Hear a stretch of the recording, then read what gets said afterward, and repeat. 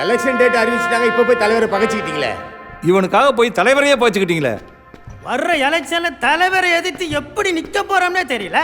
இங்க என்ன நடக்குதுன்னே தெரியல. ஒரு இளவுமே புரியல. என்னமோ அவர் என்ன பத்தி மட்டுமே சொல்ற மாதிரி பேசுறீங்க. லிஸ்ட்ல வேணா மொத பேர் என்னோட தான் இருக்கலாம். ரெண்டாவது பால் வளத்துறை, மூணாவது மீன் வளத்துறை. உங்க எல்லாரையும் சேர்த்தா ஏன் சொல்றாரு? என்ன எல்லாத்தையும் தூக்கி கொடுத்துட்டு போயிடலாமா? நான் நிதி அமைச்சரா பொறுப்பேற்று 12 வருஷம் ஆச்சு. அன்னைக்கு கட்சியோட சொத்து மதிப்பு என்னன்னு தெரியுமா? வெறும் 2000 கோடி. இன்னைக்கு எவ்வளவு தெரியுமா? 60,000 கோடி. 30 மடங்கு பெருக்கி கொடுத்துருக்கேன். நான் வரதுக்கு முன்னாடி உண்டியல் குளிக்க பிச்சை எடுத்தெல்லாம் மறந்துட்டீங்க போல இருக்கு. அடிக்கடி ஞாபகப்படுத்தணும் போல இருக்கே. அதெல்லாம் சரிங்க.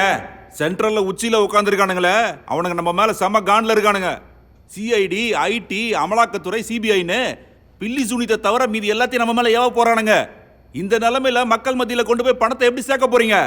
நம்ம நினைச்ச அமௌண்ட்டை நினைக்கிற நேரத்துல அவங்க அக்கௌண்ட்ல லீகலாவே போடலாம். எவனும் ஒன்றும் கேட்க முடியாது. தலைவரே, இதெல்லாம் நம்புற மாதிரியா இருக்கு?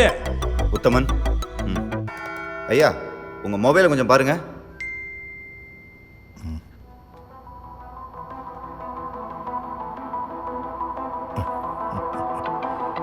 தலைவர் ஒரு ஓட்டுக்கு 10,000 கொடுக்கலான்னு சொன்னாரு. ஆனா நம்ம ஒரு குடும்பத்துக்கு 50,000 கொடுக்குற அளவுக்கு வளர்ந்துருக்கோம்.